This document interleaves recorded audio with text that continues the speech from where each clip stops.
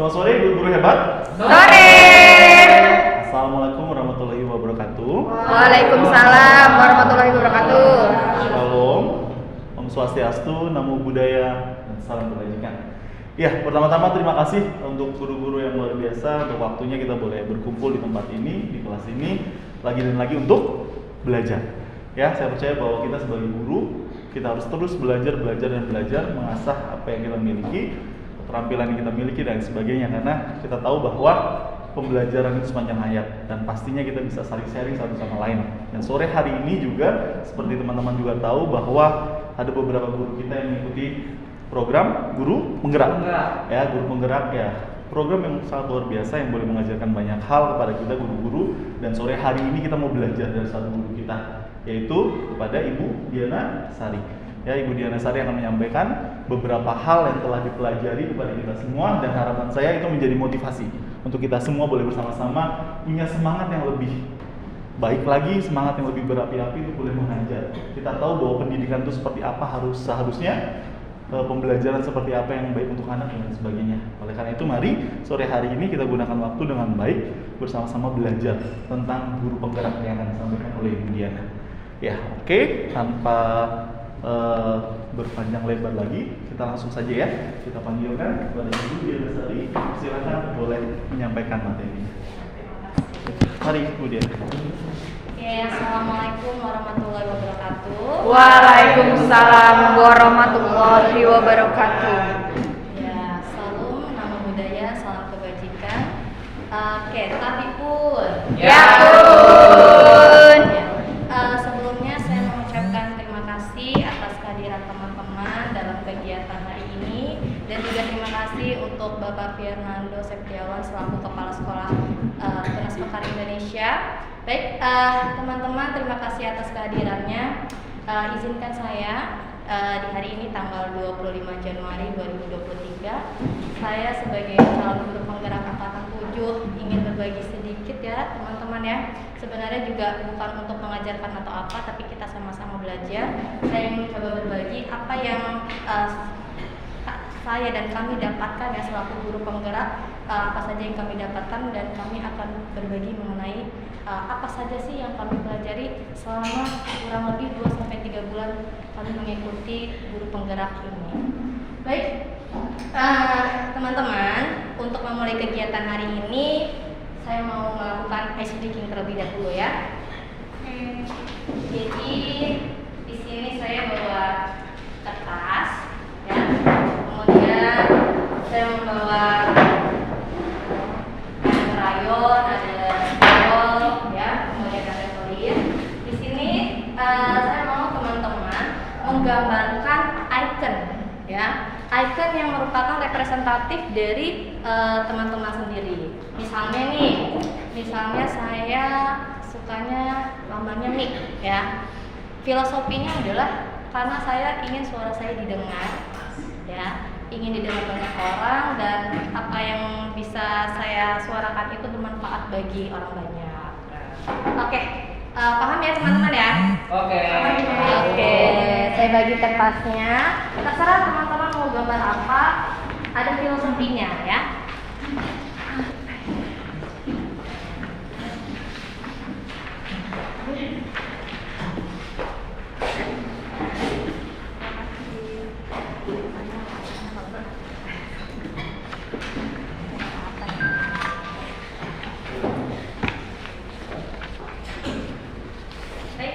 Teman-teman, saya kasih waktu sekitar 10 menit cukup atau 5 menit cukup? 5 menit saja. 5 menit cukup ya. Silakan teman-teman yang membutuhkan clear atau spidol atau krayon, lama di sini ya.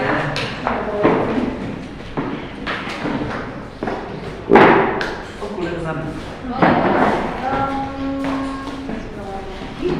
Besok orang di ruang tadi mana ya? Boleh berapa kan kamu? Buat tapi saya nggak jauh kapan tuh? Iya, Bu. Ya, nggak harus bagus-bagus amat, sebisanya aja ya. Saya jagonya Nggak boleh browsing ya, nggak boleh browsing. ikonnya, gambarnya. Icon. So harus ada filosofinya Ibu Dine. Iya dong, ada filosofinya. Jadi icon apa yang menggambarkan kepribadian diri kita, ya? Oh. Kepribadian diri kita. Bukan harapan kita. Apa? Boleh nggak kalau harapan? Boleh dong, harapan boleh, harapan juga boleh ya. Oke, sembari teman-teman menggambar, saya setel musik ya. Oh iya. Korea. Korea. Saya bingung sih kalau harapan. Saya penasaran tadi lagu yang dinyanyiin sama si Aina tadi itu Cina. Kamu tahu nggak kalau ini lipstick? Bisa kan kamu lihat warna lipstick? Iya, kalau versi Mandarin aja. apa judulnya? Iya, kalau versi Mandarin. Enggak itu. Yellow Phone. Lagu ini Yellow Phone bukan? Yellow Enggak. Karaoke. dengan besar aku. Bukan basic, bukan. Enggak tahu itu apa apa. Ini bu. Kamu tahu nggak ini? Lipstick. Ya udah. Tapi itu jadi nggak kayak gitu. Ini Yellow versi Mandarin. Gitu. Enggak itu tapi lagu lain. Kalau yang dicopot. Dan selain itu.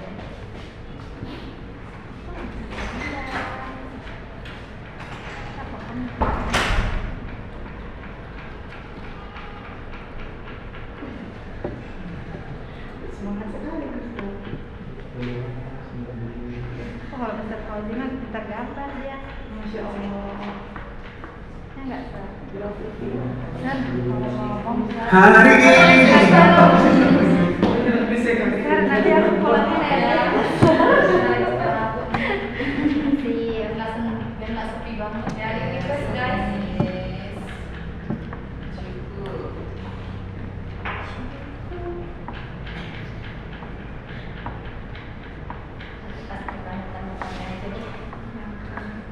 Oke, gimana? Ya, aku tuh masa gambar bu. Pohon ini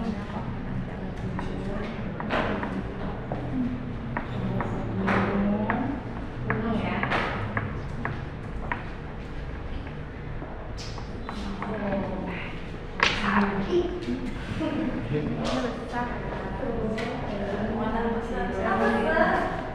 Baik-baik nggak? Bentar, bentar. Saya takut salah gambar untuk benuanya takut. Benua ya. Ini sosial banget ya bisa apa ya. Waduh, itu kawan ya gambar itu. Bisa benar. nggak boleh searching. Iya. Iya Pak.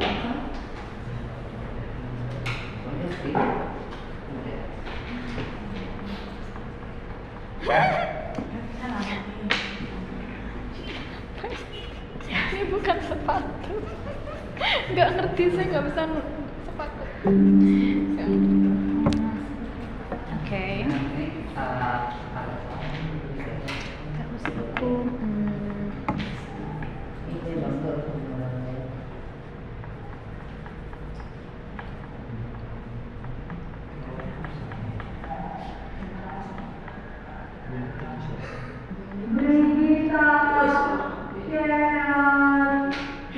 coba kamu tebak ini apa? Kamera. Oh iya deh.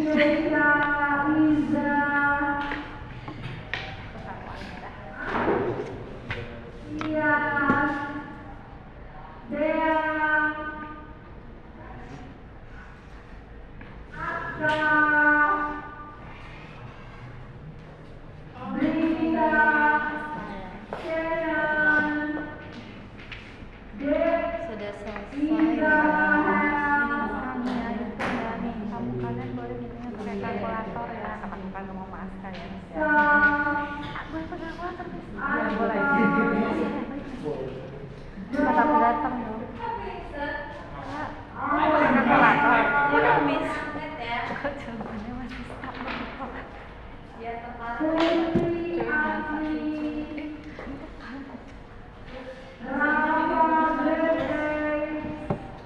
Oke. Waktunya 2 menit lagi ya. Adalah bodo amat.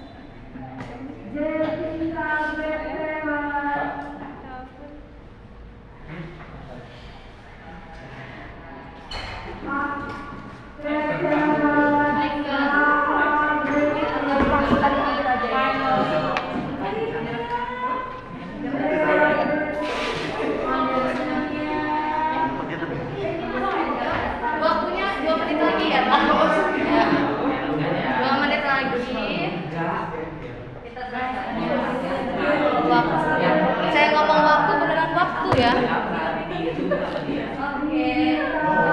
Sudah selesai ya semuanya ya? Oke, baik teman-teman. Kalau begitu, teman-teman silakan bawa kertasnya masing-masing. Kita main di belakang ya. Kita main di belakang aja ya. Silakan. Membentuk lingkaran ya. Basketball ya. Bincang nggak boleh. Boleh, boleh. Yang penting melingkar ya.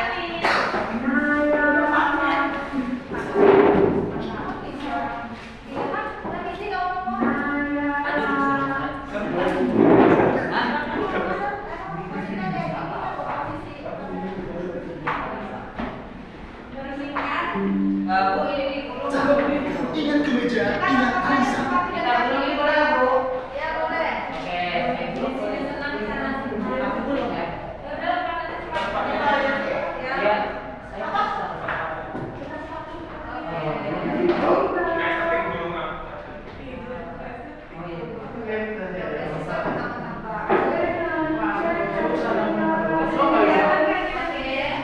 Jadi teman-teman membentuk lingkaran, silakan membentuk lingkaran ya satu sama lain. Kemudian nanti saya akan memberikan lagu, memainkan lagu.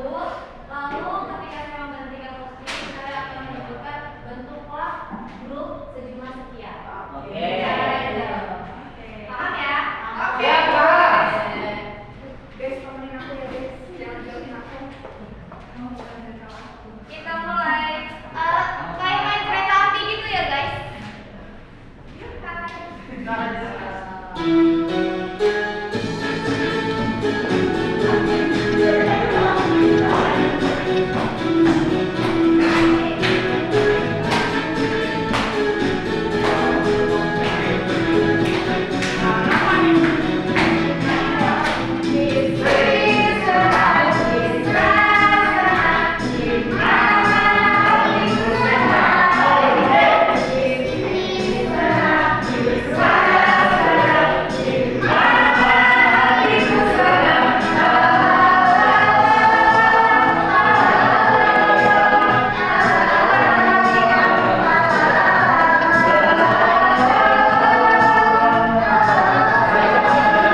Oke, silakan membentuk empat.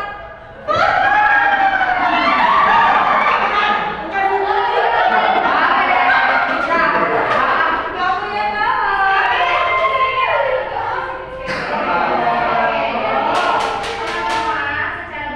bergiliran menceritakan gambar itu terhadap temannya yang lainnya. Yang lainnya yang satu Kemudian yang lainnya menyimak ketika temannya menjelaskan. Kemudian dijelaskan filosofinya itu apa. Paham ya? Paham ya? Oke, sahabat. Sobat makan ya. Oh, jadi kita Saya dulu. Iya.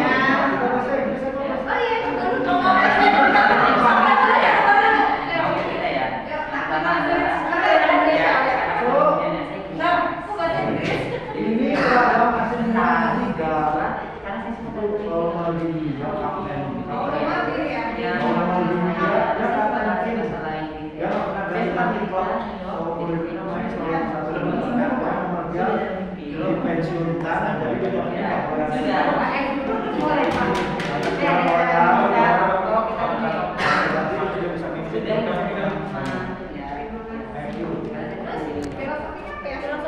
Ya itu saya ingin mencontoh dia sebagai seorang pemimpin yang setia, yang loyal sama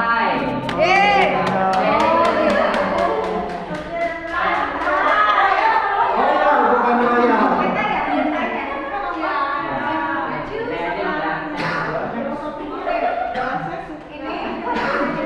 Bisa ditebak ya Pak? Kosmetik di dalam kemasan. Jadi emang ini adalah sesuatu yang indah-indah saja. Bisa jadi saya adalah simbol keindahan. Gitu. Nah, harusnya digantung.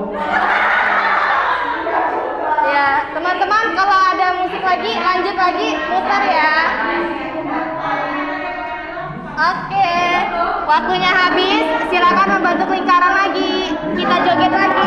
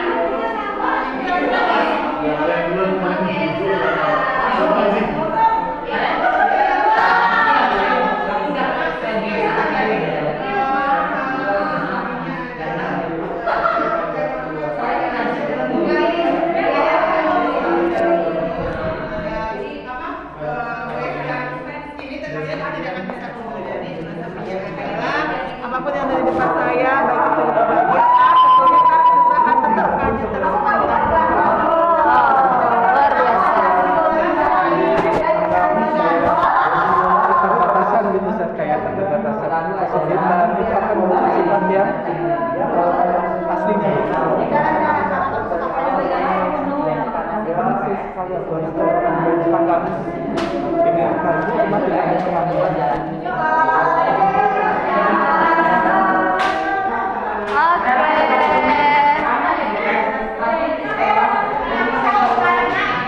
Saya setel musik lagi ya, Bapak Ibu.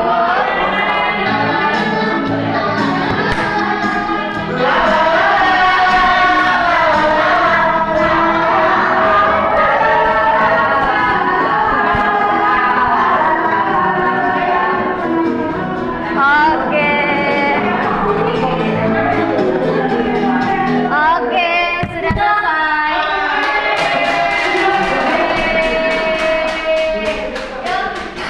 Oke, teman-teman silakan duduk kembali ya.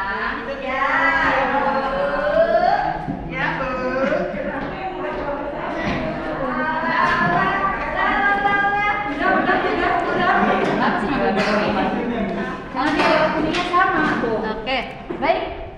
Teman-teman, sungguh luar biasa. Tadi saya lihat gambar-gambarnya yang menggambarkan ikon diri, dan kali ini saya mau menunjuk secara random, ya, secara random. Atau teman-teman ada yang bersedia tunjuk tangan, tetapi bukan menjelaskan kepribadian diri sendiri, tetapi menjelaskan yang tadi ikon temennya, salah satu aja. Oke, siapa yang bersedia? Oke, silakan Miss Neng. Iya, boleh. Satu aja, satu. Oke, satu ya. Oke, punyanya Mr. Yogi. Mr. Yogi. Coba lihat gambar Mr. Yogi, teman-teman bisa dilihat ya. Gambar baju pemimpin klub sepak bola AC Milan yang bertahun-tahun nomor 3. Tadi saya lupa siapa nama pemimpinnya. Yaitu yang bertahun-tahun bahkan sampai bajunya dipensiunkan. Filosofinya karena Mr. Yogi ingin menjadi seorang pemimpin yang dikenang dan bertahun-tahun intinya dia dikenal setia dengan timnya, yaitu TNI. Luar biasa. Apa aja ya? Ya, Miss Neng, silakan tunjuk. Miss Neng silakan Bisa tunjuk. pakai saya Ya. Miss Melis. Oke, Miss Melis. Miss Melis ingin menjelaskan punya siapa nih? Assalamualaikum warahmatullahi wabarakatuh. Waalaikumsalam warahmatullahi wabarakatuh. Jadi tadi aku mau ngejelasin punya Miss Yuyun.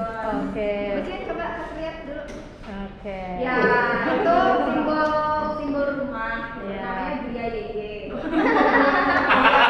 Ini mah rumah Miss Yuyun ya? Ya, Iya, katanya beliau itu selalu menghabiskan almost the time di mana-mana soalnya. Cek plastik pas. Ya, jadi iya, mau ke toilet ya Pak ya? Ya, jadi kata beliau tuh selalu menghabiskan almost waktunya itu di rumah. Jadi dia pengen jadi rumah untuk semua orang. Oke. Miss Melis, silakan tunjuk terakhir ya siapa nih? Orang terpilih dari Miss Melis. Aku pilih. Ya. Miss Ana. Oke, Miss Ana. Tadi Miss Ana gambarnya siapa? Oke, aku tadi dapat punya Mr. Fauzi. Oke. Kalau Mr. Fauzi gambarnya apa sih? Angkat dulu Mr. Fauzi. Wah, gunung ya. Tadi Mr. Fauzi jelasin dari gunung itu bisa Mhm. melihat sifat natural sesama orang. Sifat natural. Karena ketika kita naik gunung, katanya kita banyak keterbatasan sehingga akhirnya keluarlah semua sifat-sifat natural itu. Oke. Cukup? Oke, tepuk tangan semuanya. Oke, guys. Tentunya kita jika ingin menggambarkan diri kita memberikan hal yang positif kan. Nah, begitu juga ketika dalam proses pendidikan kita ingin terus melakukan hal positif untuk anak-anak, untuk diri kita dan untuk masyarakat. Nah, selanjutnya teman-teman, ketika saya di pendidikan calon guru penggerak ini ya, saya itu ada yang namanya disebut dengan lokakarya. Jadi lokakarya itu kegiatan. Jadi kalau kegiatan guru penggerak itu ada yang offline. Kalau yang online kita via LMS dari Kemendikbud. Kalau kita bukanya dari SIM PKB, buka nanti guru penggerak. Tapi kalau untuk kegiatan offline-nya itu disebut dengan lokakarya. Nah, kebetulan kita udah 2 kali ya, Miss Neng sama Miss Septiar ya, udah 2 kali. Ada satu kegiatan yang benar-benar saya suka, yaitu kegiatan di mana setiap teacher, setiap calon guru penggerak ditanyakan selama kalian menjadi guru, hal apa sih yang paling berkesan di dalam diri masing-masing, gitu ya. Contohnya, ketika saya di sana tuh saya tuh kadang mikir ya, waduh saya mah masih belum apa-apa buat jadi guru yang gimana gitu. Di sana itu PP saya itu bilang kalau dia itu menang lomba ya, juara internasional, kemudian dia berhasil anaknya itu mendapatkan medali ya. Ada juga yang contohnya misalnya dia itu menjadi guru berprestasi ya, atau mungkin kita yang selama di sekolah saya pernah menangani anak yang memiliki masalah baik itu di dalam keluarganya, kemudian kita mencoba menyelami masuk bagaimana untuk menyelesaikan masalah tersebut ya.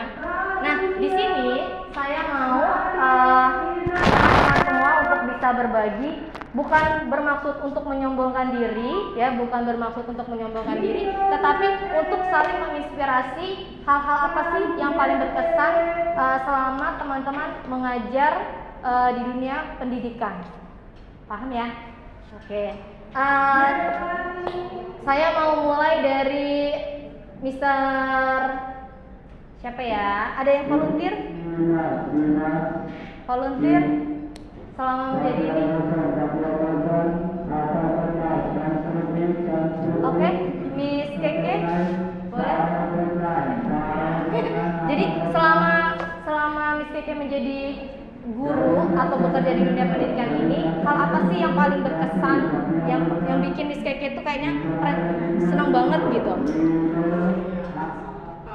Menurut saya hal yang berkesan ketika saya mengajar adalah guru itu kan satu-satunya pekerjaan yang customernya itu aja ya. Maksudnya kalau di bank kan kita menghadapi customer yang berbeda setiap harinya, tapi kalau menjadi guru itu sebenarnya customer kita itu aja. Nah, tapi dengan itu aja itu kita bisa melihat perubahan mereka dari yang ketika mereka kelas 7 SMP sampai mereka kuliah. Nah, yang berkesan itu adalah ketika kita bertemu mereka kembali setelah mereka sudah menjadi mahasiswa. Nah, itu momen-momen yang Masya Allah kita pernah menjadi bagian hidup mereka gitu, Miss Diana. Itu yang berkesan menurut saya. Oke, jadi ketika Miss Keke melihat anak Miss Keke sudah jadi ya, sudah jadi orang gitu ya. Oke, tepuk tangan teman-teman.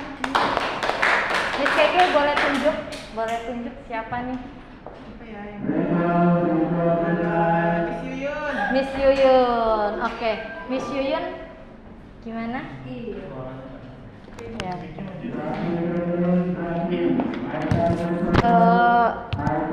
Satu hal sama seperti Miss Keke ya, ketika kita ketemu lagi dengan murid kita yang dulu pernah kita ajar gitu kan. Terus kemudian lagi kalau misalnya dalam keseharian ini adalah berkesan itu ketika mereka itu ketika kita datang ke sekolah itu mereka menyambut kita dengan muka ceria seperti itu kan, dengan memang kita diharapkan seperti itu. Kemudian juga ketika misalnya mereka mengingat apa yang kita katakan gitu, walaupun mungkin kita nggak ingat lagi kita ngomong apa, tapi Miss ini pernah ngomong ini loh, ingat nggak, seperti itu. Jadi ada sesuatu yang memang mengena yang buat mereka itu berharga banget buat mereka seperti itu. Padahal mungkin kita mikirnya itu ya memang itu udah tanggung jawab kita gitu kan, itu kita ngerasanya memang ya kita ternyata bermanfaat dan berharga buat mereka seperti itu.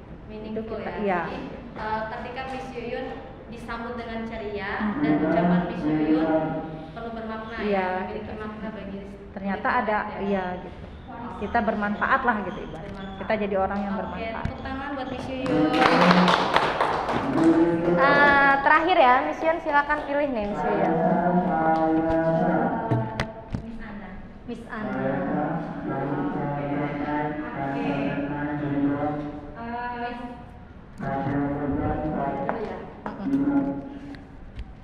Yang paling berkesan sih sebenarnya sama, mungkin nambahin ya dari Miss Keke kan juga ketika ketemu alumni, Miss Yuyun bener banget juga ketika kehadiran kita itu ternyata diharapin loh sama anak-anak. Terus yang paling berkesan lagi adalah ketika sebenarnya malahan bukan berkesan akunya sih ya, tapi ketika ternyata ketika ketemu anak-anak bukannya aku loh sebenarnya yang gurunya, tapi mereka lah yang sebenarnya guru buat aku gitu, karena buat nambah kesabaran, terus kayak ilmu pengetahuan kan terus bertambah, berarti kita juga harus gimana sih caranya menyampaikan pelajaran dengan lebih kreatif, banyak belajar lagi gitu. Jadi murid sebagai guru ya Miss Ana ya. Oke, tepuk tangan semuanya. Baik, teman-teman.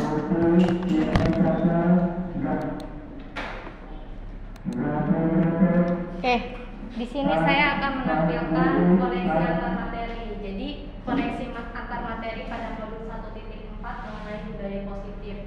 Apa sih itu koneksi antar materi? Jadi koneksi antar materi ini bisa dibilang secara keseluruhan, ya, secara keseluruhan materi apa saja yang kami dapatkan, ya, materi apa saja yang kami dapatkan selama kami mengikuti pendidikan guru penggerak ini. Jadi dari modulnya tuh dari modul 1.1, 1.2, 1.3 dan terakhir ini modul 1.4. Oke, berikut adalah profil.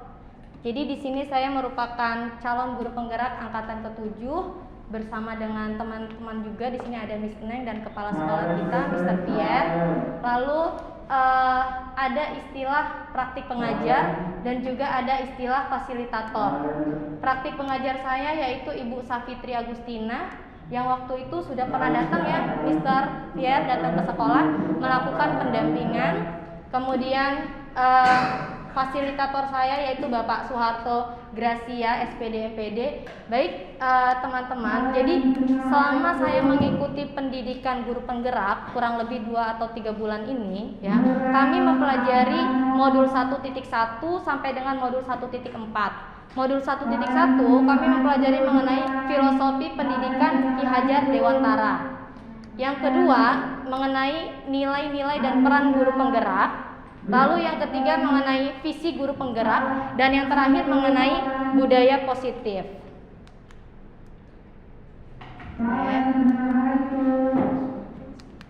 Oke, teman-teman, saya mau tanya nih, kalian masih ingat nggak hari pendidikan itu tanggal berapa sih? Tanggal 2 Mei. Kira-kira kenapa? Ada yang tahu nggak kenapa hari pendidikan itu dijatuhkan pada tanggal 2 Mei?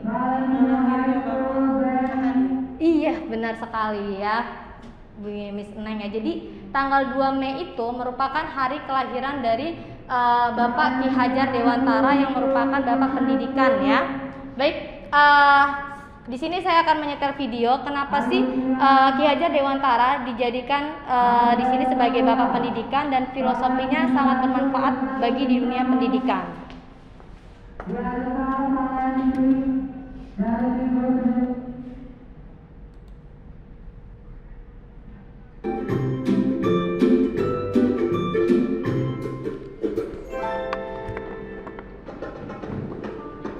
Setiap tanggal 2 Mei, kita memperingati Hari Pendidikan Nasional yang diambil dari hari kelahiran Ki Hajar Dewantara. Melalui pendidikan, Ki Hajar berjuang melawan penjajah Belanda. Seperti apa ceritanya? Ayo teman-teman kita simak bersama. Ki Hajar Dewantara terlahir dengan nama Raden Mas Suwardi Suryaningrat pada tanggal 2 Mei 1889. Ia dibesarkan dalam lingkungan keraton Pakualam di Yogyakarta. Ki Hajar sempat kuliah di Stovia atau Sekolah Dokter Pribumi. Kemudian ia bekerja sebagai wartawan di koran seperti Utusan Media dan Kaum Muda. Sejak muda, Ki Hajar berani menentang pemerintah kolonial Belanda. Bersama Daus Dekker dan Cipto Mangunkusumo, ia mendirikan Indis Partis pada tahun 1912 yang bertujuan mencapai Indonesia merdeka. Akibat kritiknya pada pemerintah Belanda dalam tulisan Seandainya Aku Seorang Belanda, Ki Hajar diasingkan ke Pulau Bangka. Dausdekker dan Cipto Mangunkusumo membela serangan mereka, sehingga akhirnya 3 serangkai ini diasingkan bersama-sama ke negeri Belanda. Masa pengasingan di Belanda dimanfaatkan Ki Hajar untuk mendalami dunia pendidikan dan pengajaran. Pada tahun 1919, Ki Hajar kembali ke tanah air dan terus mengkritik pemerintahan kolonial Belanda lewat tulisan-tulisannya. Akibatnya, ia pun sering keluar masuk penjara. Tanggal 3 Juli 1922, Ki Hajar mendirikan lembaga pendidikan taman siswa di Yogyakarta. Sejak saat itu, Suwardi Suryaningrat memakai nama Ki Hajar Dewantara. Anak-anak dari semua kalangan, baik ningrat maupun rakyat biasa, bisa bersekolah di taman siswa. Perguruan ini memiliki semboyan Innaso Sumpuloyo, Innadio Mangunkaso, Tuturi Handayani. Artinya, di depan memberi contoh, di tengah membangun semangat, dan di belakang memberi dorongan. Prinsip ini berlaku untuk semua pamong atau guru dan murid di taman siswa. Setelah Indonesia merdeka, Presiden Soekarno mengangkat Ki Hajar sebagai Menteri Pendidikan pertama. Sekolah Tuturi Handayani pun hingga kini tetap dipakai dalam dunia pendidikan Indonesia. Bapak Ibu calon guru penggerak telah menyimak video profil sejarah Bapak Pendidik. Oke. Ya, tadi sudah menyimak ya kenapa Bapak Ki Hajar Dewantara itu dijadikan Bapak Pendidikan, kemudian tanggal lahirnya juga dijadikan sebagai tanggal untuk memperingati Hari Pendidikan Nasional. Nah, jadi di sini filosofi Ki Hajar Dewantara, pendidik itu hanya dapat menuntun tumbuh atau hidupnya tumbuh kembangnya anak-anak ya. Jadi kita sebagai guru itu kita tidak bisa menuntut anak, oh kamu harus pintar misalnya pelajaran sains ya, oh kamu harus pintar pelajaran bahasa Inggris, bahasa Indonesia atau matematika dan lainnya. Tetapi kita sebagai guru ya, kita hanya bisa mengarahkan, mengembangkan, dan kita tidak boleh menuntutnya ya. Kita hanya bisa menuntun tumbuh kembangnya anak sesuai dengan kodrat alam dan kodrat zamannya.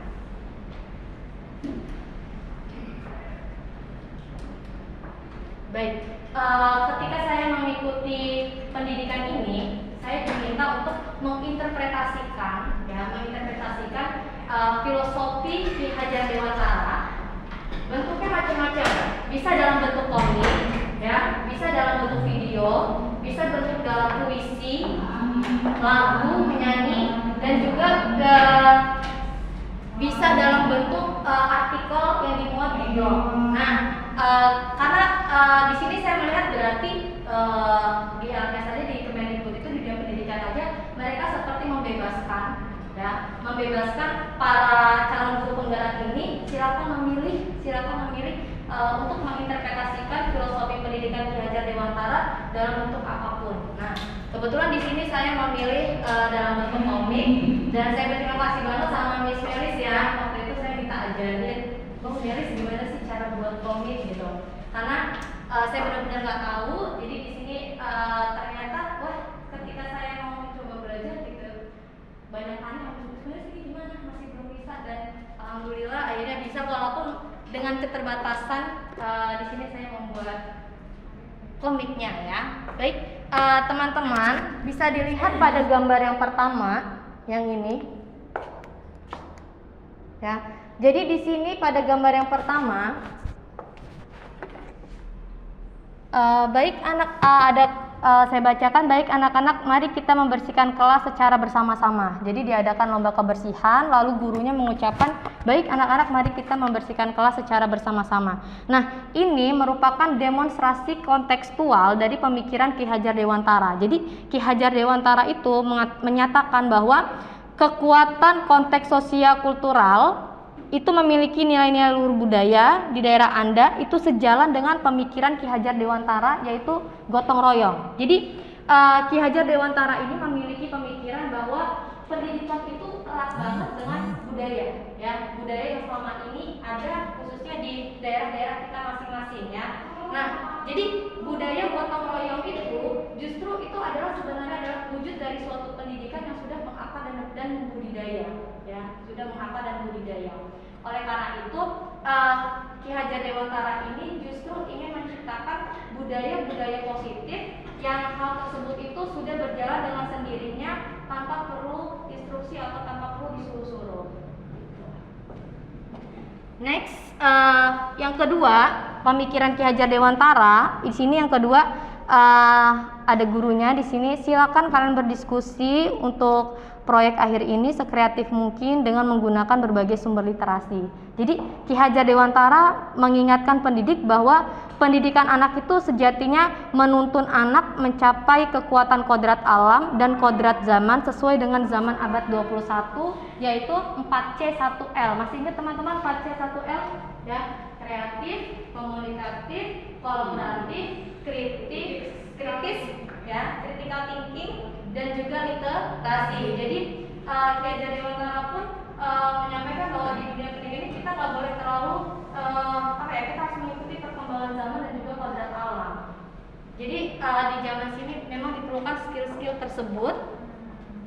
Lalu yang di sini juga ada alam keluarga menjadi ruang bagi anak-anak untuk mendapatkan teladan, ya, untuk mendapatkan teladan, tuntunan, pengajaran dan orang tua. Jadi pendidikan itu tidak hanya didapatkan di sekolah, tetapi support orang tua sangat dibutuhkan dalam dunia pendidikan. Jadi memang harus ada kolaborasi antara sekolah dan juga orang tua, ya. Nah, itu tadi beberapa demonstrasi kontekstual mengenai pemikiran Ki Hajar Dewantara. Selanjutnya yaitu mengenai nilai dan peran guru penggerak. Sebagai guru penggerak itu memiliki nilai-nilai dan juga peran-perannya. Yang pertama adalah mandiri.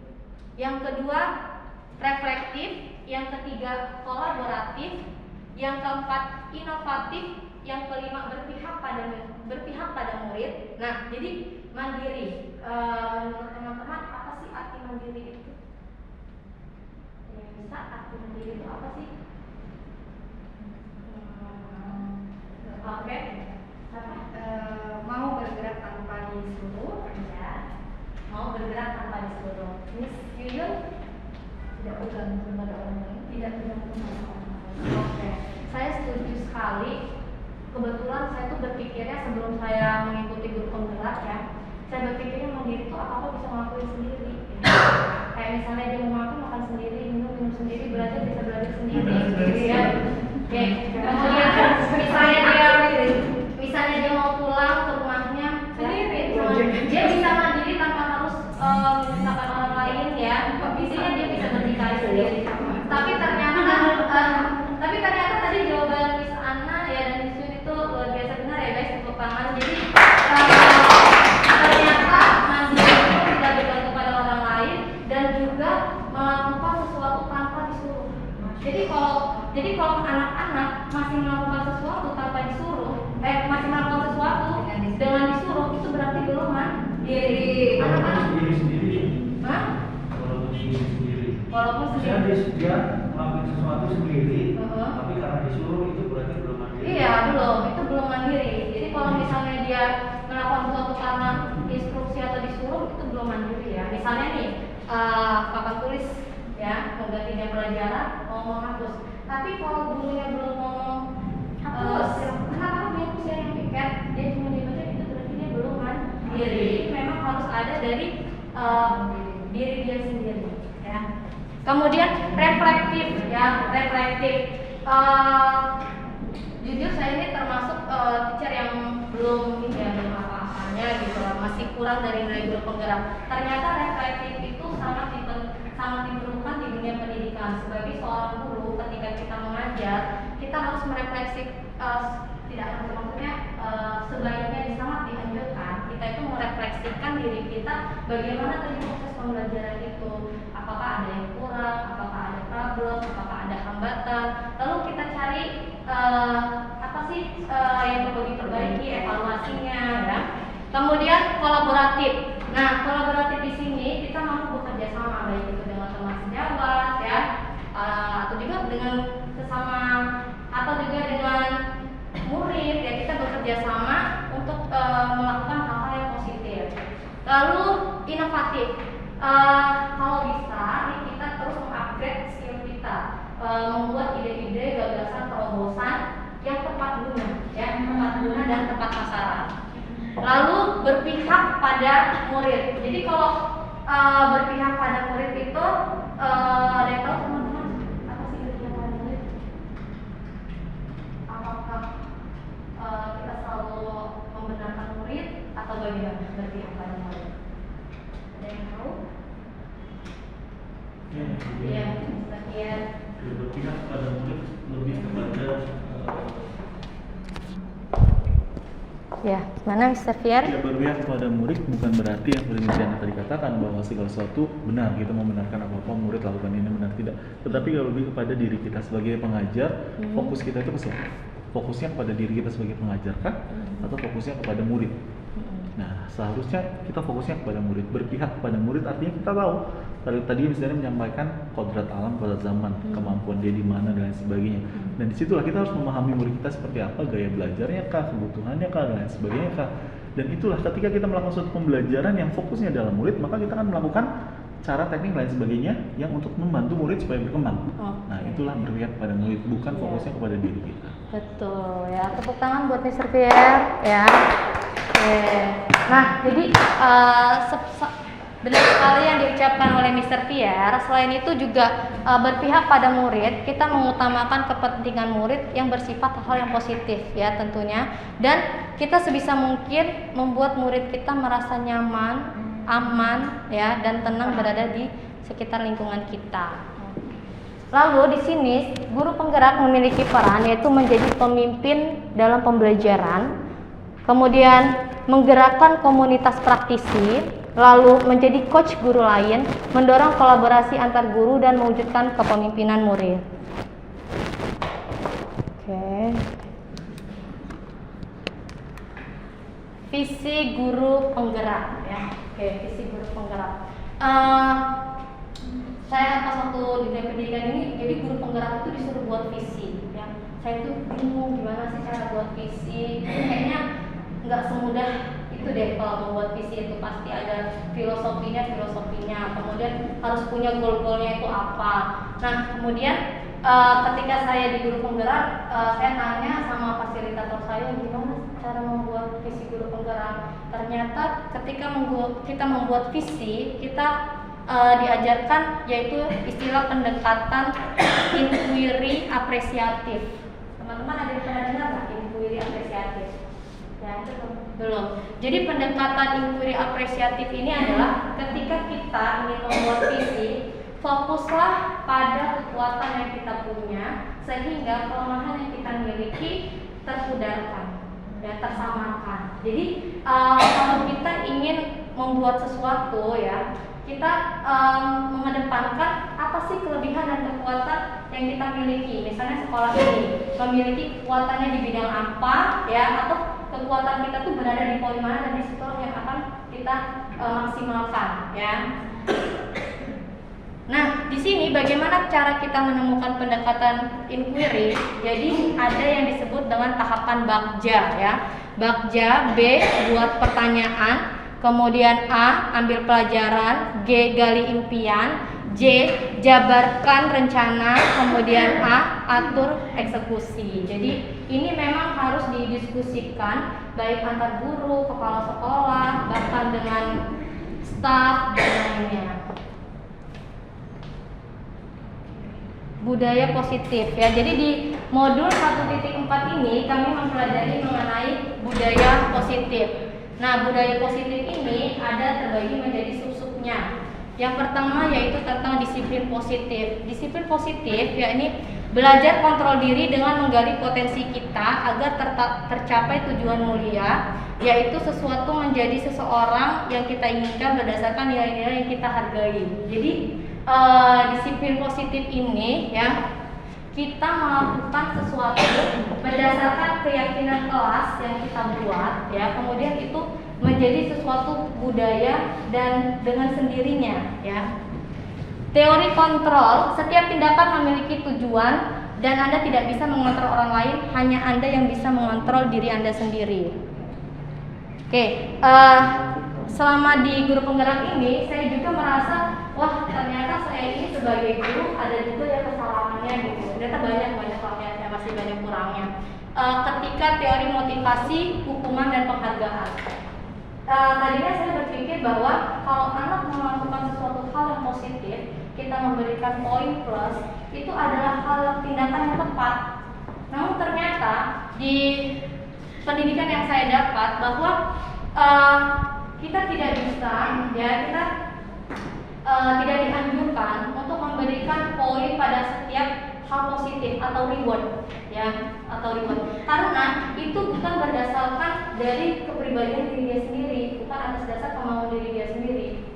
Jadi sebisa mungkin kita menghindari yang namanya memberikan penghargaan. Nah, bagaimana cara kita supaya mereka melakukan hal positif? Kita akan melaksanakan yang disebut dengan budaya positif. Jadi hal-hal positif apa saja yang perlu kita lakukan. Oke. Keyakinan kelas. Keyakinan kelas itu salah satu disiplin positif yang bisa kita terapkan dalam membangun budaya positif di sekolah untuk mewujudkan tujuan pendidikan yang berorientasi pada profil pelajar Pancasila. Keyakinan kelas ini semacam kalau kita mau tahun ajaran baru, ya tahun ajaran baru, di situ kita membuat kesepakatan antara guru dan juga sesama murid. Kelas kontrak bisa disebut juga dengan kelas kontrak, tapi keyakinan rules apa saja yang perlu kita buat, ya kesepakatan apa saja yang perlu kita buat untuk menciptakan kenyamanan dan keamanan di kelas tersebut. Kemudian kebutuhan dasar manusia ada bertahan hidup, cinta dan kasih sayang, kebebasan, kesenangan dan kekuasaan. Baik, ini ada posisi kontrol dan juga segitiga restitusi. Teman-teman, jadi ketika saya mengikuti pendidikan ini, ternyata guru itu ada macam-macam ya posisi kontrolnya. Ya. Ada yang disebut penghukum, pembuat rasa bersalah, teman, pemantau, dan manajer. Kemudian ada juga istilah segitiga restitusi. Apa ini kata saya segitiga restitusi? Jadi segitiga restitusi adalah bagaimana cara kita menangani masalah tanpa menghakimi, ya. Baik, untuk lebih jelasnya saya akan menyetel video berikut.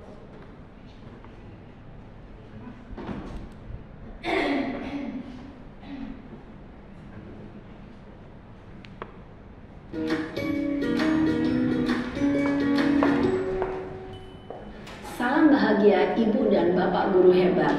Dalam penerapan disiplin positif restitusi, salah satu program yang dikembangkan adalah 5 posisi kontrol.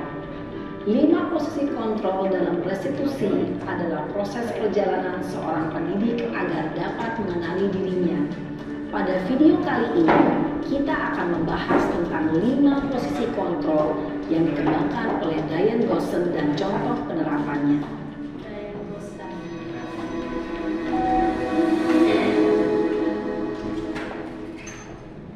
5 posisi kontrol itu adalah 1. Posisi penghukum, 2. Posisi pembuat merasa bersalah, 3. Posisi teman, 4. Posisi pemantau atau monitor, dan 5. Posisi manajer. Untuk lebih memahami kelima posisi tersebut, mari kita saksikan kasus Naren yang terlambat hadir 20 menit di sekolah dan melihat bagaimana kelima posisi kontrol dalam menghadapi masalah tersebut.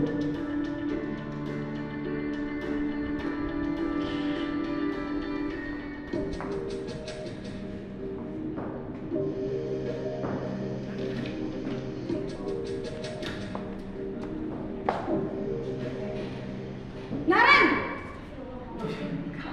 Sini kamu! Selamat pagi, Bu. Selalu terlambat. Kamu deh, pasti terlambat. Maaf, Bu. Saya... Apa? Apa coba? Alasan kamu apa lagi? Kapan sih kamu tidak terlambat? Malas sekali ya kamu jadi anak. Saya... Dasar pemalas. Gak kapok-kapok sih kamu. Sudah berapa kali terlambat? Sana, kamu keliling lapangan basket 2 kali. Kenapa saya harus keliling lapangan basket, Bu? Kenapa? Kamu melawan ibu? Berani-beraninya jawab. Sudah terlambat, masih berani jawab pula. Sekarang, keliling lapangan basket 5 kali sekalian. Biar kapok. Cepat, pergi sana ke lapangan basket. Posisi penghukum biasanya berbicara dengan nada tinggi, menghardik, menunjuk-nunjuk, menyakiti, dan menyindir. Hukuman bisa berupa fisik maupun psikis. Ibu dan bapak guru hebat. Dampak yang terjadi pada murid ketika guru berada pada posisi penghukum adalah murid cenderung akan memberontak, bahkan menyimpan dendam.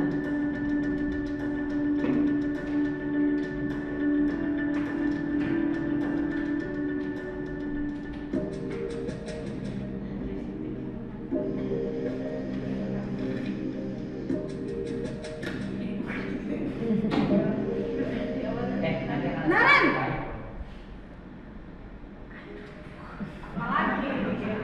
Selamat pagi, Bu. Naren, kamu kenapa terlambat lagi, nak? Ya Tuhan, Naren, kamu senang ya bikin ibu susah ya? Kalau kamu terlambat lagi, nanti ibu yang ditegur bapak kepala sekolah, nak. Disangka ibu tidak bisa membina kamu. Duh, gimana ini? Maaf, Bu. Duh, Gusti Naren, kamu suka ya kalau ibu ditegur bapak kepala sekolah? Terus, sekarang ibu harus tulis apa ini di buku absen? Ini kamu sudah sering terlambat loh. Ibu harus apa coba? Maaf, Bu. Maaf sekali. Ya sudah, lain kali jangan bikin ibu susah lagi ya, nak ya. Ibu tidak akan kuat lagi kalau kamu begini terus. Bisa jantungan kalau ibu sana cepat kelas. Maaf ya, Bu. Maaf sekali. Posisi pembuat rasa bersalah berbicara dengan nada tenang, cenderung lembut. Namun kata-kata yang diutarakan membuat murid merasa menjadi orang yang gagal, memandang buruk dirinya sendiri, merasa tidak berharga, dan tidak sanggup membahagiakan orang lain. Ketika guru mengambil posisi pembuat rasa bersalah, murid akan menganggap dirinya yang bersalah dan ia akan menyimpan emosi negatif tersebut di dalam dirinya.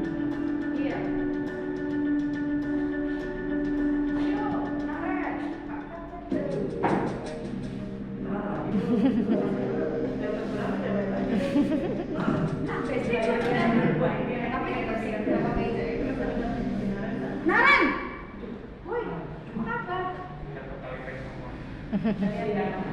Selamat pagi, Bu. Wah, sudah jam berapa ini, nak? Terlambat lagi ya, sayang. Iya, Bu. Habis ibu saya lupa bangunkan saya, Bu. Kamu malah menyalahkan ibu kamu. Kamu bukannya anak yang lari paling kencang. Kok terlambat sih? Iya, Bu. Saya memang terlambat bangun tadi. Jadi, biarpun saya lari kencang, tetap gak kekejar, Bu. Ya sudah sana. Nanti lain kali larinya lebih kenceng lagi ya. Biar gak terlambat lagi. Bikin seneng ibu. Demi ibu. Bisa kan? Bisa lah, Bu. Ya sudah sana masuk kelas. Ibu beresin urusan absen kamu. Kamu ini ada-ada saja. Dalam posisi teman, guru berbicara dengan nada suara ramah, akrab, cenderung bersenda gurau untuk menjaga suasana tetap santai. Murid akan merasa senang, aman, dan akrab dengan guru. Identitas yang tercipta adalah identitas sukses atau berhasil. Namun, perlu diingat, Karena ini masih dorongan eksternal, maka ada faktor ketergantungan dari murid kepada orang tertentu. Di sini guru absennya, sehingga di lain waktu murid bisa berperilaku baik, namun hanya kepada orang-orang tertentu saja.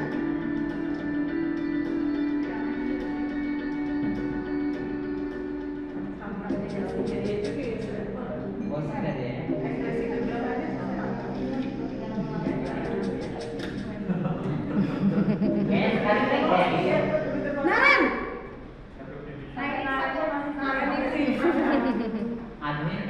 Pagi Bu. Naren, apa peraturan sekolah kita tentang jam berapa kita harus masuk sekolah, nak? Kita harus di sekolah jam 7 Bu. Iya betul, sekarang sudah jam 7.20. Naren sudah tahu konsekuensinya jika terlambat hadir. Paham Bu. Saya harus tinggal kelas pas jam istirahat selama 20 menit. Iya benar, konsekuensinya demikian. Jadi nanti jam 9.30 pas istirahat, kamu harus tinggal di kelas, kerjakan tugas tambahan untuk ketertinggalan kamu, ya? Baik Bu. Posisi pemantau mengandalkan penghitungan atau data untuk mengontrol murid. Guru mengarahkan murid berdasarkan peraturan dan konsekuensi. Seorang pemantau menunjukkan bahasa tubuh dan ekspresi wajah yang datar dan cenderung formal.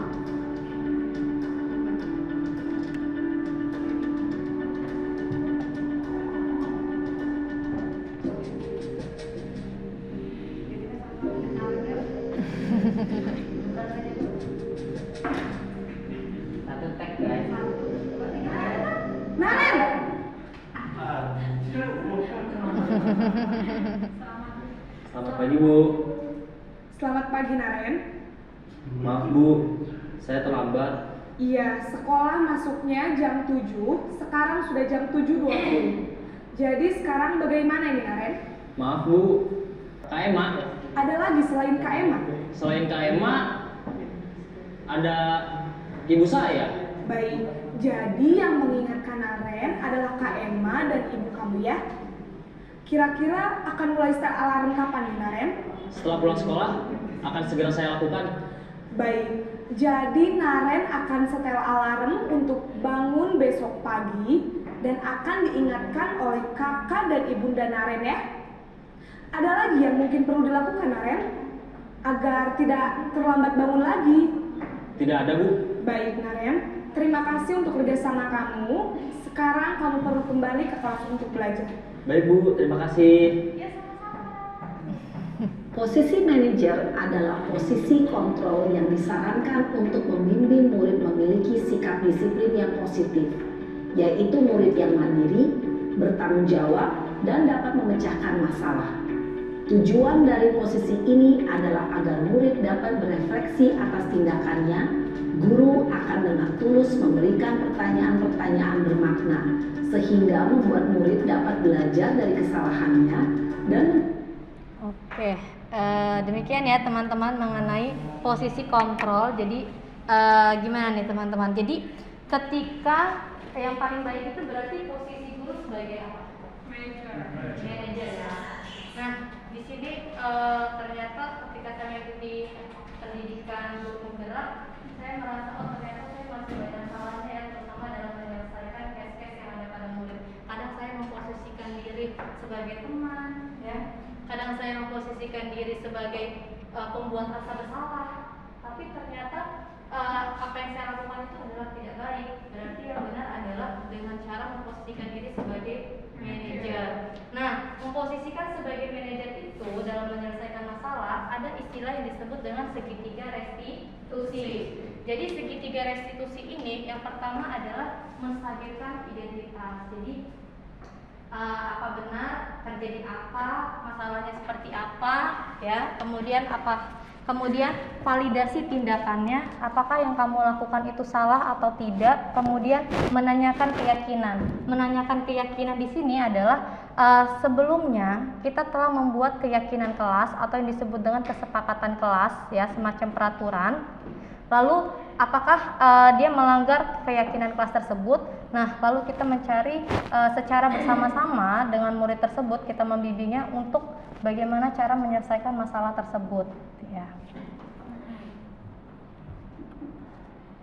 Nah, teman-teman, ketika sebelum mempelajari 5 posisi kontrol yang tadi saya jelaskan tadi, teman-teman pernah nggak sih memposisikan diri, posisi manakah yang teman-teman sering pakai pada saat penyelesaian masalah dan bagaimana perasaannya pada saat itu? Saya ingin teman-teman sharing ya. Siapa nih yang mau sharing? Kan kita ada guru BK nih, Miss Melis nih sebagai guru BK ya. Oke. Miss Melis manajer nih. Posisi apa nih Miss Melis? Oh ya, alhamdulillah manajer. Alhamdulillah, tepuk tangan dong ya. Oke, manajer. Karena kan harus tahu dulu latar belakangnya seperti apa, alasannya bagaimana, siapa tahu ada hal-hal yang melatar belakangi terjadinya masalah tersebut. Jadi penggalian dulu ya Miss ya. Setelah itu baru pembahasan soal keyakinan yang ada di sekolah. Nah, setelah itu baru kita cari solusinya atau anak tersebut mencari solusinya. Iya, tepuk tangan buat Miss Melis. Kebetulan tadi pas di laboratorium ya, labcom apa hari ini atau kemarin saya lihat Miss Melis sama Austin, saya perhatiin, kok Miss Melis sama ya sama yang saya pelajarin di segitiga restitusi gitu ya kan. Dia nggak langsung ngeblame ya, dia tanya dulu, kamu ngapain, terus kamu yang kamu lakukan itu benar apa enggak ya kan ya. Terus bagaimana solusinya, luar biasa ya Miss Melis sebagai guru BK di sekolah TMI ya. Oke. Teman-teman, ada nggak sih yang selain dari Miss Melis memposisikan diri sebagai yang lainnya? Pernah nggak? Suka lupa ya. Oke. Kalau saya pribadi ya, sepertinya saya nggak full sebagai 100% manajer ya. Jadi ada poin-poin yang saya terlewatkan gitu. Kayak misalnya ternyata murid itu sendiri yang disuruh memecahkan masalah tersebut gitu. Terkadang saya, oh kamu gini-gini, saya langsung ngeblame, oh kamu begini. Ya, ternyata ya, wah saya sebagai guru masih banyak kurangnya nih gitu. Oke, jadi pentingnya segitiga restitusi dalam menyelesaikan permasalahan yang ada di sekolah.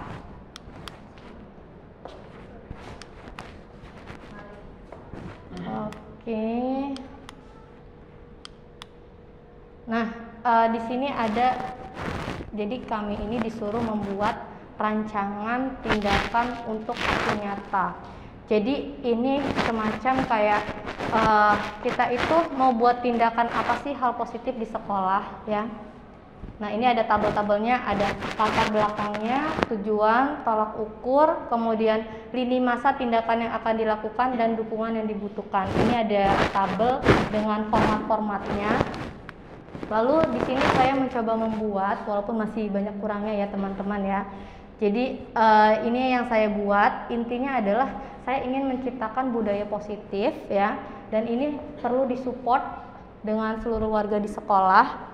Kemudian kita membuat kesepakatan-kesepakatan baik itu sesama guru maupun dengan murid.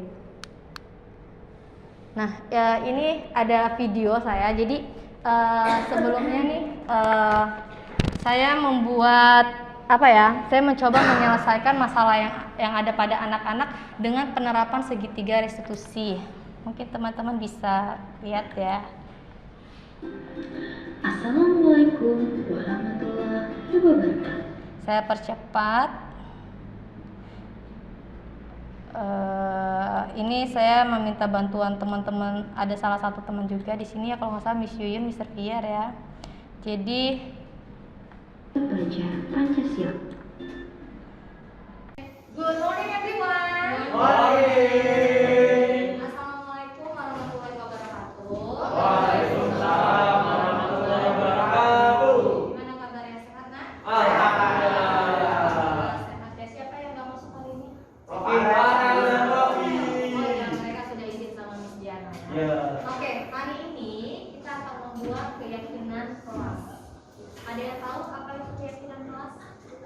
Aturan kelas, benar sekali. Jadi Miss Diana tekankan bahwa keyakinan kelas itu adalah kesepakatan kelas, jadi antara murid dan juga teacher secara bersama-sama agar kita di kelas itu merasa aman, nyaman, ya, kemudian juga merasa tentram, ya, baik, dan menyenangkan. Baik, kesepakatan kelas ini itu kalian bisa ajukan pendapat kalian, kemudian yang lain pada setuju atau tidak.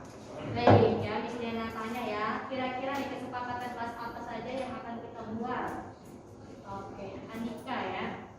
Andika apa nih? Membuang sampah pada tempatnya. Membuang sampah pada tempatnya. Gimana? Setuju nggak? Setuju. Supaya nggak kotor ya. Silakan Rania sebagai sekretaris Miss Diana minta bantuannya ya. Gimana ya? Lagi siapa? Braden. Oke. Menjaga protokol kesehatan. Menjaga protokol kesehatan. Iya, menjaga protokol kesehatan dengan memakai masker, menggunakan hand sanitizer, ya. Siapa lagi? Raja. Apa Raja? Mengumpulkan tugas tepat waktu. Mengumpulkan tugas tepat waktu. Deal kami? Ya. Mengumpulkan tugas tepat waktu. Cita?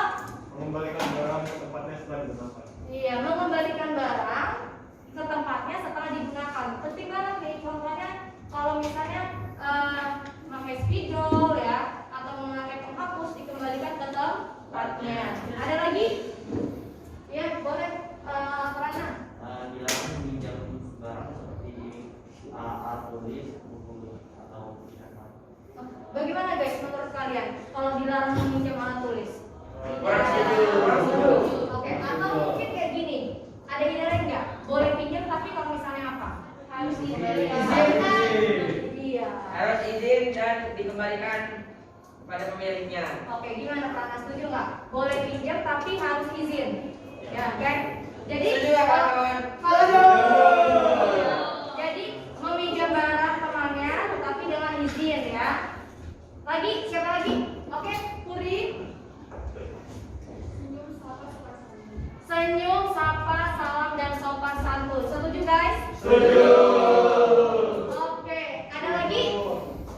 Ya. Kalau sudah tidak ada, bisa cukupkan ya. Ingat, kesepakatan ini kalau sudah kesepakatan bersama berarti harus kita jalankan ya. Terima kasih atas perhatiannya Miss Diana Diri. Assalamualaikum warahmatullahi wabarakatuh. Waalaikumsalam warahmatullahi wabarakatuh. Oke, good morning everyone. Kasus pertama. Oke, jadi tadi itu saya adalah video ketika saya membuat keyakinan kelas bersama murid-murid di kelas. Jadi kita membuat kesepakatan apa saja harus yang ada di kelas sehingga membuat mereka aman nyaman di kelas ya. Lalu di sini ada kasus ya. Saya mencoba menyelesaikan kasus dengan menerapkan segitiga restitusi. Walaupun mungkin belum sempurna ya, mungkin saya akan berbagi sharing ya teman-teman.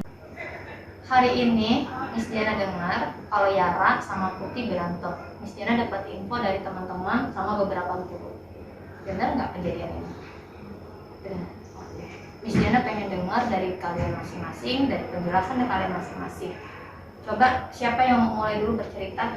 Gimana ceritanya? Oke, Yara. Jadi kan kemarin kita mau latihan IAS ya Mas. Yang ngerjain dia itu Putih, cuman dia nggak datang. Ya aku kesel Miss. Oh gitu. Oke, itu dari Yara. Sekarang kalau dari Putih gimana? Aku salah Miss, aku nggak ngomong. Tapi kan tiba-tiba ada aku sakit, jadi suruh aku jagain adek, jadi aku nggak bisa datang. Oke, jadi itu alasannya. Nah, Miss Diana paham apa yang dirasakan oleh Yara. Yara kesel karena Yara udah datang, tapi Putih malah nggak datang. Putih yang udah janji. Miss Diana juga paham apa yang dirasakan oleh Putih. Putih bukannya nggak mau datang, tapi karena ada urusan mendadak adiknya sakit. Nah, menurut Putih, sikap Putih seperti itu tuh gimana sih? Salah kenapa? Karena aku nggak ngomong tuh pada waktu yang udah diizin. Oke, kalau Yara? Salah. Kenapa? Karena aku harusnya nyari alasan dulu kenapa Putih nggak ikut. Oke, berarti dua-duanya udah sama-sama tahu ya kenapa hal itu terjadi, alasannya kenapa. Nah, sekarang baiknya gimana? Komen. Oke, silakan. Oke. case close ya. Oke, baik. Demikian ya teman-teman. Jadi saya mencoba ketika saya mendapatkan pengetahuan tentang pentingnya segitiga restitusi dalam penyelesaian masalah, saya mencoba menerapkan. Harapannya ya teman-teman yang memang sudah kayak Miss Melis ya, dan teman-teman yang lain yang sudah punya pengetahuan mengenai cara menyelesaikan problem solving ya, terus menerapkan segitiga restitusi, dan kita juga sebagai guru bisa memposisikan diri kita sebagai manajer ya. Baik, demikian teman-teman presentasi dari saya. Semoga bermanfaat buat teman-teman. Terima kasih atas waktunya dan perhatiannya. Saya akhiri. Assalamualaikum warahmatullahi wabarakatuh.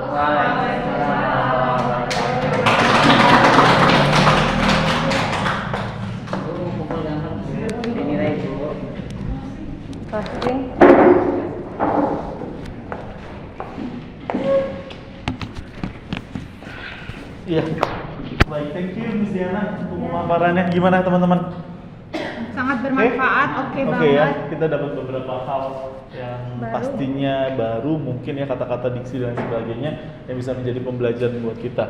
So, yuk mari apa yang kita dapatkan bukan saja kita dengarkan, tapi coba kita aplikasikan dan kita lihat perubahan seperti apa yang bisa kita lihat dari anak-anak kita. Ya, oke, hari ini Miss Diana yang sharing, next time kita harus sharing satu sama lain ya. Mungkin dari guru-guru yang lain ataupun saya juga sharing, sehingga kita bersama-sama saling meningkatkan pengalaman satu sama lain, menjadi pembelajaran kita bersama ya. Oke, terima kasih. Saya rasa cukup untuk hari ini ya. Kita tutup acara kita pada sore hari ini. Terima kasih semuanya. Mungkin pakai salam guru penggerak Miss Diana ya. Iya. Masih ingat teman-teman? Masih. Jangan saya yang lupa kalau tidak lah ya. Oke. Guru penggerak. Bergerak. Guru bergerak Indonesia maju. Thank you semuanya.